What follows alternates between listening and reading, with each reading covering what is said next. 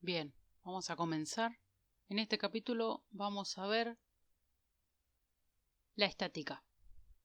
Bueno, la estática en un inicio se inició para resolver problemas de ingeniería, principalmente, problemas de ingeniería civil y de ingeniería mecánica.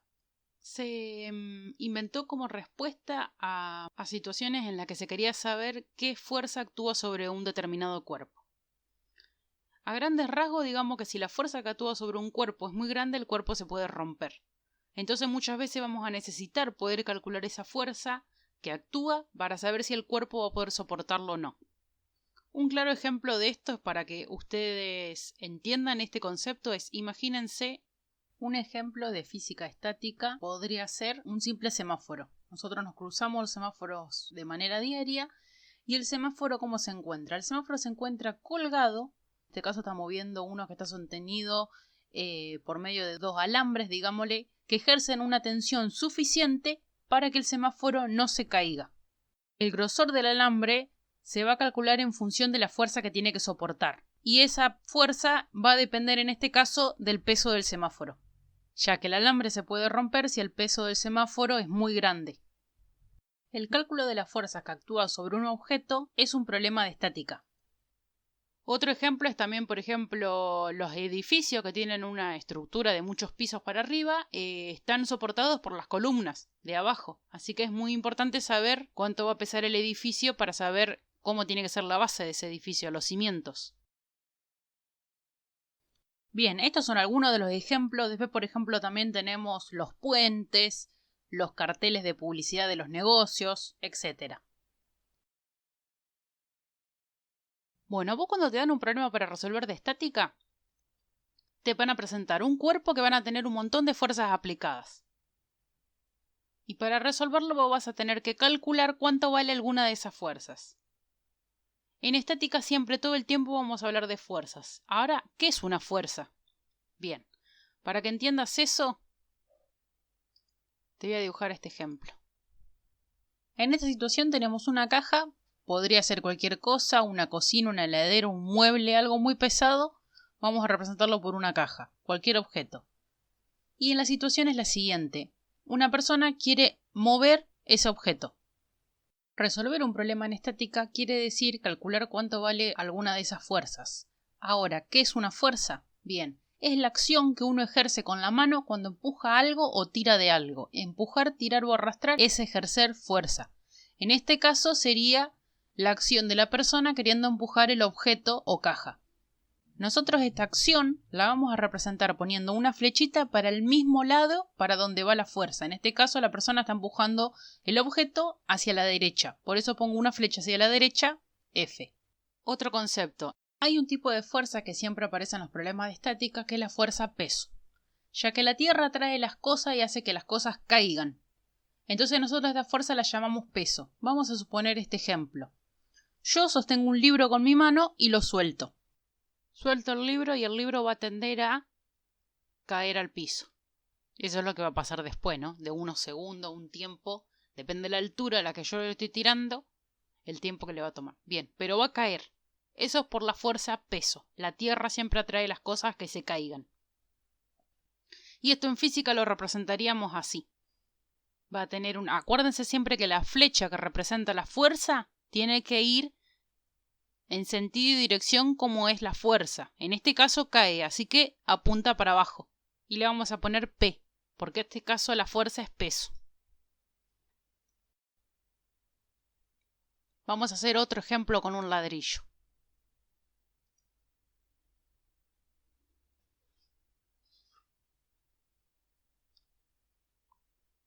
Vamos a suponer que yo del techo cuelgo una soga. Supongamos que cuelga un ladrillo del techo con una soga. El ladrillo no se va a caer porque la soga lo está sosteniendo. No es como el ejemplo anterior en el que nosotros soltábamos el ladrillo y el ladrillo cae por la fuerza peso. No, acá el ladrillo va a quedar colgado porque lo está sosteniendo la cuerda o soga. Entonces a esto en física se le dice que la soga está ejerciendo una fuerza hacia arriba y compensa a la fuerza peso que haría que el ladrillo se caiga. A esta fuerza que ejerce la soga se la llama tensión.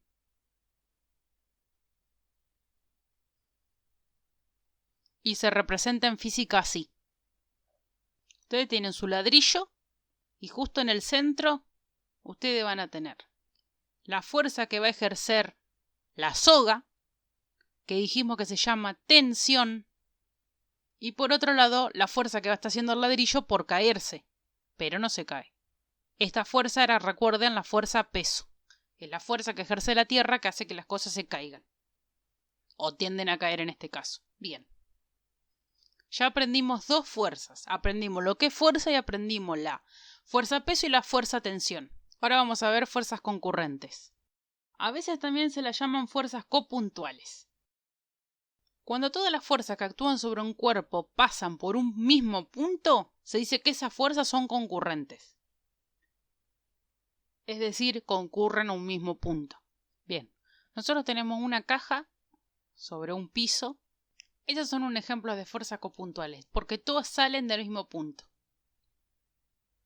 Todas están saliendo desde el centro de la caja. Lo que hay que entender acá es que si las fuerzas son copuntuales, vos las vas a poder dibujar a todas saliendo desde el mismo lugar. Por ejemplo, todas las fuerzas pueden no pasar por el mismo lugar. En ese caso se dice que las fuerzas son no concurrentes.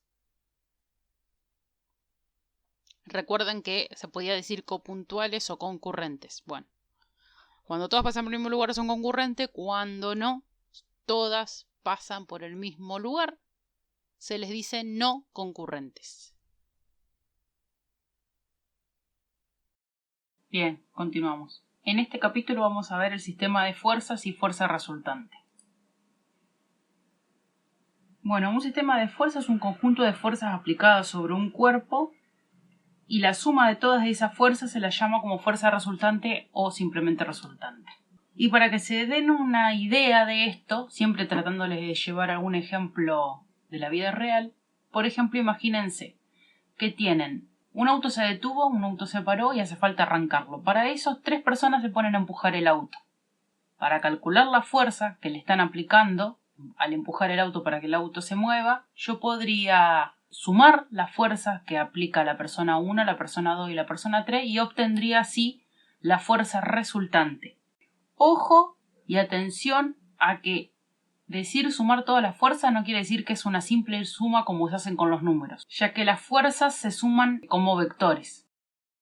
Bien, hay dos maneras de calcular la resultante en un sistema de fuerzas. Una es un método gráfico, en donde vamos a calcular la resultante por medio de un dibujo y midiendo sobre el mismo.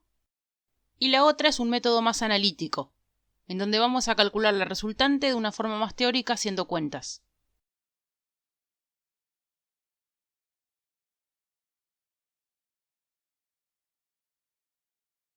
Vamos a ver este ejemplo en el que nos presentan dos fuerzas y tenemos que calcular la resultante.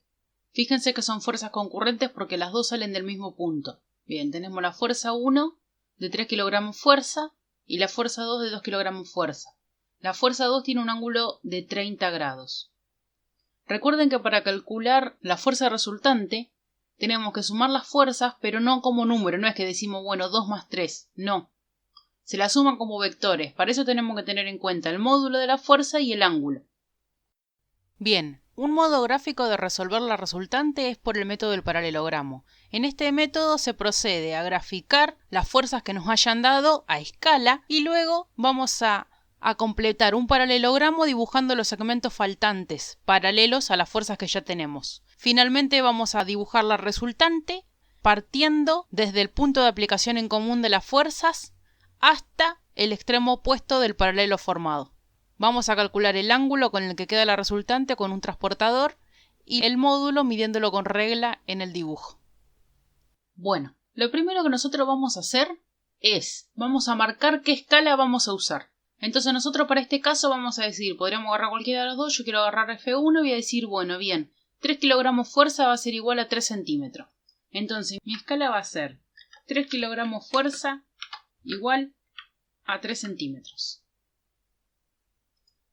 Bien, ahí ya tenemos calculada la función 1. La función 1 entonces según mi escala va a medir 3 centímetros. Ahora vamos a hacer lo mismo para la función 2. La función 2 va a ser 2 kilogramos fuerza Y esto, haciendo una regla de 3 simple, me da 2 centímetros. Esto es de matemática. Bien. Ya tenemos las medidas. Ahora voy a dibujarlo.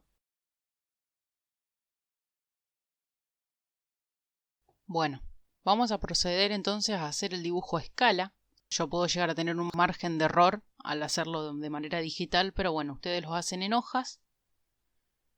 Van a dibujar un eje cartesiano. Primero vamos a hacer la fuerza número 2, que tenía un ángulo de 30 grados y de 2 centímetros de largo. Después la fuerza 1 es más fácil porque va a estar sobre el eje X, de 3 centímetros de largo. Una vez que tenemos las dos fuerzas graficadas, vamos a empezar a dibujar el paralelogramo. Para eso vamos a hacer la primer paralela. Vamos a hacer la paralela a la fuerza 1 de 3 centímetros partiendo de la punta de la flecha de la fuerza 2.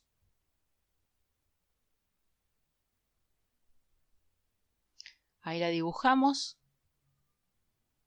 3 centímetros. Bien, y ahora vamos a cerrar el paralelogramo con la paralela de la fuerza 2. De la punta de la flecha 1 hasta el cierre del paralelogramo. Bien, ahora nos queda simplemente dibujar la resultante desde el punto inicial de las fuerzas. Y bien, ahí estaría todo. Ahora solamente nos queda ver en cuánto nos quedó el resultado. Medimos con el transportador y vemos que mide 12 grados. Y medimos con la regla el módulo y nos quedan 4,7 centímetros aproximadamente. Ahí ya resolvimos el primer ejercicio. Así que la resultante quedó como 4,7 kilogramos fuerza y 12 grados de ángulo.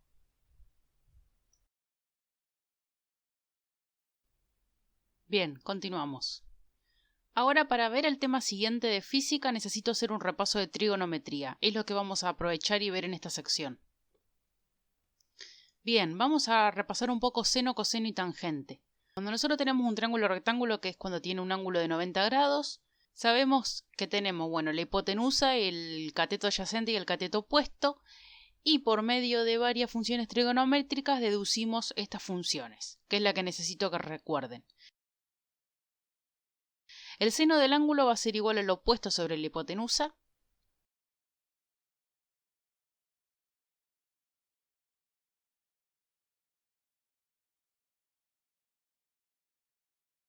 El coseno del ángulo va a ser igual al adyacente sobre la hipotenusa.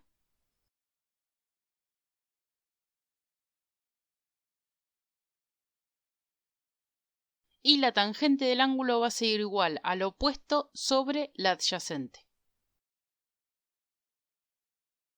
Bien, pasamos a proyección de una fuerza. Vamos a suponer que tenemos una fuerza inclinada en un ángulo, en este caso de 30 grados, y nos piden hallar la proyección de la fuerza sobre el eje X. ¿Esto qué significa? Bueno, para llevar a algo más entendible, imagínense que ustedes a la fuerza le ponen un foco, lo alumbran desde arriba. Eso va a generar una sombra. Si nosotros la alumbramos desde arriba, va a generar una sombra en el eje X. Esa proyección de esa sombra es lo que nos está pidiendo. Nosotros tenemos que medir cuánto mide en el eje X. Y lo mismo si la alumbramos desde la derecha. Va a generar una sombra en el eje Y. Es una proyección de la sombra de la fuerza. Bien, nosotros tenemos que medir eso. Para esto, vamos a ver las siguientes funciones trigonométricas. Bien, nosotros sabiendo que el seno de un ángulo es igual al opuesto sobre la hipotenusa, podemos despejar y saber que el opuesto va a ser igual a la hipotenusa por el seno del ángulo. Lo mismo con el coseno del ángulo es igual al adyacente sobre la hipotenusa. Si nosotros despejamos, podemos decir que el adyacente va a ser igual a la hipotenusa por el coseno del ángulo. Entonces, dado un triángulo rectángulo, si la hipotenusa es la fuerza F, nosotros podemos decir que la fuerza X va a ser igual a la fuerza por el coseno del ángulo y la fuerza Y va a ser igual a la fuerza por el seno del ángulo. fx será mi proyección en el eje X y fi va a ser mi proyección en el eje Y. Bien, ahora vamos a ver el teorema de Pitágoras. Este nos sirve para saber cuánto vale la hipotenusa de un triángulo rectángulo, sabiendo cuánto valen los dos catetos. Para eso se aplica la fórmula que es hipotenusa al cuadrado es igual al adyacente al cuadrado más el opuesto al cuadrado. Bien, algunos comentarios extras es que las funciones trigonométricas seno, coseno y tangente pueden tener signo positivo y negativo. Siempre va a depender de en qué cuadrante se encuentran. Esto estaría bueno que se lo memoricen. Si estamos en el cuadrado x positivo, van a ser todas positivas. Ahora si estamos en x negativo y positivo, el seno va a ser positivo. Si estamos en el tercer cuadrante, la tangente va a ser positiva. Si estamos en el último cuadrante, el coseno va a ser positivo. Bien, otra fórmula que también tienen que recordar es que para cualquier ángulo alfa se cumple que la tangente del ángulo va a ser igual al seno del ángulo dividido el coseno del ángulo. Y también el seno al cuadrado del ángulo más el coseno al cuadrado del ángulo es igual a 1. Por último, el coseno del ángulo es igual al seno de 90 grados menos el ángulo. Muy bien, ese fue todo el repaso de trigonometría. Continuamos. Bien, continuamos. En esta sección vamos a ver suma de fuerzas de manera analítica. Ya habíamos visto las dos maneras gráficas, ahora vamos a ver cómo calculamos la suma de fuerza o resultante de una manera más analítica. Lo que se hace acá para hallar la resultante es, en primer lugar, toma un par de ejes X e Y con el origen puesto en el punto por el que pasan todas las fuerzas. 2. Descompongo cada fuerza en dos componentes, una sobre el eje X, Fx, y otra sobre el eje Y, Fi. Hallo la suma de todas las proyecciones en el eje X y en el eje Y. Lo que estoy haciendo es calcular el valor de la resultante en X, Rx, y el valor de la resultante en Y, Ri. Por eso Rx es la sumatoria en X y Ri es la sumatoria en Y. Y como cuarto paso, componiendo Rx con Ri, por Pitágoras hallo el valor de la resultante. Es decir, la resultante al cuadrado va a ser igual al R en X al cuadrado más Ri al cuadrado. Bien, vamos a ver un ejemplo. Se nos plantea este problema. Tenemos tres fuerzas, fuerza 1, fuerza 2, fuerza 3, y nos pide hallar la resultante de una manera analítica. Hago la proyección de una fuerza en las direcciones X e Y. Y ahora vamos a calcular. La resultante en X va a ser igual a la sumatoria de las fuerzas en X, que es igual a la fuerza 1 por el coseno del ángulo 1, más la fuerza 2 por el coseno del ángulo 2, más la fuerza 3 por el coseno del ángulo 3. Entonces, Rx queda igual 2n por el coseno de 0, más 2n por el coseno de 45, menos 2n por el coseno de 45. Fíjense que todos estos datos nosotros los teníamos en el gráfico. Los valores de f, f1, f2, f3 es el módulo de la función. Y los ángulos es lo que están graficados. La función 3, como está en el segundo cuadrante, es negativa. Despejando de todo esto nos queda Rx es igual a 2 newton. Ahí obtuvimos la resultante en X. Ahora vamos a hacer lo mismo para el eje Y. La resultante en Y va a ser igual a la sumatoria de todas las fuerzas en Y. Es igual a F1 por el seno del ángulo 1, más F2 por el seno del ángulo 2, más F3 por el seno del ángulo 3. Entonces me queda que R en Y es igual a 2n por el seno de 0, más 2n por el seno de 45, más 2n por el seno de 45. Lo mismo, reemplazamos los datos que obtenemos del gráfico inicial. Y llegamos a que la resultante en Y es igual a 2,828 newton. Nosotros ya sabemos que la resultante en X era 2 newton y que en Y la resultante mide 2,83 newton. Ahora vamos a aplicar Pitágoras para obtener la resultante general. La resultante es igual a la raíz cuadrada de 2 newton al cuadrado más 2,828 newton al cuadrado. Resolvemos y la resultante nos queda en 346 newton. Y por último, calculamos el ángulo de la resultante. Para eso vamos a aplicar la función tangente del ángulo es igual al RI sobre Rx. Despejamos y nos queda que la tangente del ángulo resultante es igual a 2,82 newton sobre 2 newton. Entonces la tangente del ángulo es igual a 1,414 y el ángulo de la resultante va a ser igual a 54,73 grados, aproximadamente 55. Bien, continuamos. En esta sección vamos a ver cuerpos en equilibrio o el equilibrio de un cuerpo. Supongamos que tenemos un cuerpo que tiene un montón de fuerzas aplicadas que pasan por un mismo punto, concurrencia, como vemos en la foto. La física nos dice que un cuerpo está en equilibrio si la acción de todas esas fuerzas se compensa de tal manera que es como que si no actuara ninguna fuerza sobre el cuerpo. Por ejemplo, vamos a ver este caso. Tenemos un cuerpo en el centro.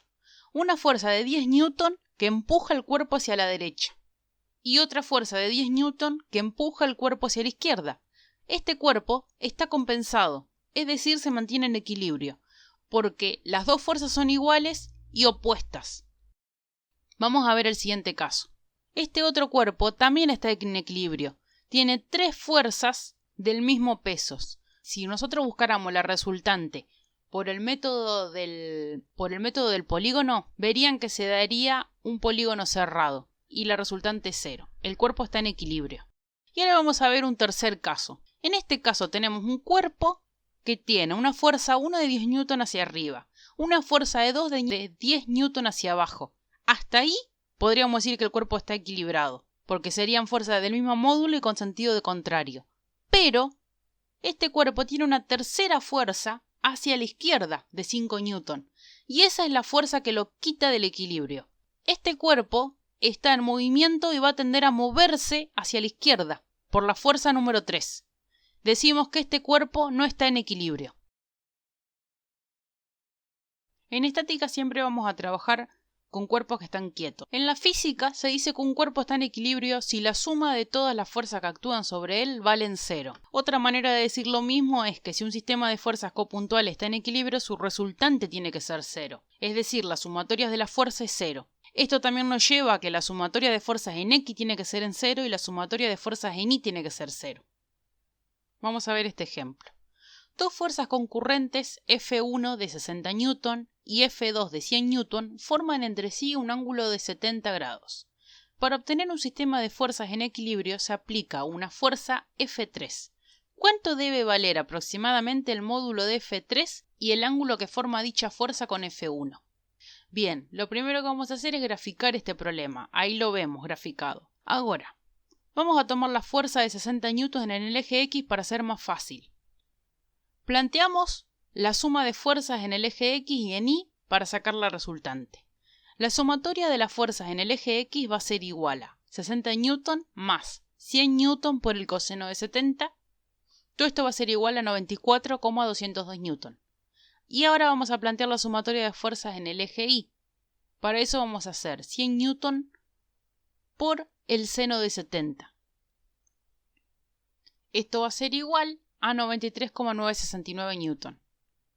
Bien, una vez que sacamos la sumatoria en la fuerza X y en la fuerza Y, nos queda calcular la resultante, que por el teorema de Pitágoras, aplicando que la resultante al cuadrado es igual a fx al cuadrado más y al cuadrado, vamos a poder despejar la resultante. Vamos a reemplazar por los valores que ya tenemos, como f en x y f en y, y despejando vamos a obtener que la resultante es igual a 133 newton. Bien, ahí conseguimos la resultante, el módulo de la resultante. Ahora lo que tenemos que obtener es el ángulo que va a formar esa resultante. Para eso vamos a aplicar la función tangente de beta, vamos a llamar al ángulo nuevo beta. La tangente de beta va a ser igual a f en y sobre f en x dividido, ¿no? Vamos a aplicar los valores que ya tenemos. F en y era 93,969 newton dividido 94,202 newton. Eso va a ser igual a 1. Y despejando nos va a dar que el ángulo beta más o menos va a ser 44,93 grados. Aproximadamente 45. Bien, ahí obtuvimos, ya tenemos de la resultante el módulo y el ángulo. Pero a nosotros nos pedía la fuerza equilibrante. A nosotros nos pedía obtener una fuerza para que el sistema esté en equilibrio. Así que acá no se confundan, todavía no resolvimos el problema. Bien, vamos a hacerlo esto más gráfico. Vamos a graficar la fuerza resultante con su módulo y su ángulo. 133 newton y un ángulo de 45. Y ahora ya nosotros sabemos que la fuerza de equilibrio es el mismo módulo pero en sentido opuesto. Por eso la vamos a graficar en sentido opuesto. Y sabemos que la fuerza entonces resultante o F3 va a tener un módulo de 133 newton y un ángulo de 135. Fíjense que el ángulo yo lo tomé desde 0 en el sentido antihorario. Por eso marqué 135. Si yo lo hubiera tomado en sentido horario sería otro ángulo. Pero mientras yo marque en qué sentido tomé el ángulo, no hay problema si es horario o antihorario. Bien, ahí obtuvimos la fuerza equilibrante de 133 newton y un ángulo de 135. Bien, continuamos. En esta sección vamos a ver fuerzas no concurrentes. Bien, hasta ahora siempre habíamos tenido problemas cuando todas las fuerzas pasaban por un mismo punto. Pero ¿qué pasa cuando no todas las fuerzas pasan por el mismo punto? Se le dicen fuerzas no copuntuales o no concurrentes cuando no concurren en el mismo punto. Como el ejemplo que estamos viendo a continuación, en donde se ve claramente que tiene fuerzas en diferentes puntos. Para resolver este tipo de fuerzas tenemos que aplicar el momento de una fuerza. Para resolver el asunto de fuerzas que no pasan por un mismo punto se inventa lo que llamamos momento de una fuerza. Y se describe por la siguiente fórmula. El momento O es igual a la fuerza por la distancia. Ahí tienen un gráfico de ejemplo donde tenemos un cuerpo con una fuerza F. Está el momento O graficado. Y desde un punto P a la fuerza F tenemos una distancia D. Bien, el momento de una fuerza va a ser igual a la fuerza por la distancia. Ojo que la distancia va desde el punto a la fuerza, se llama D.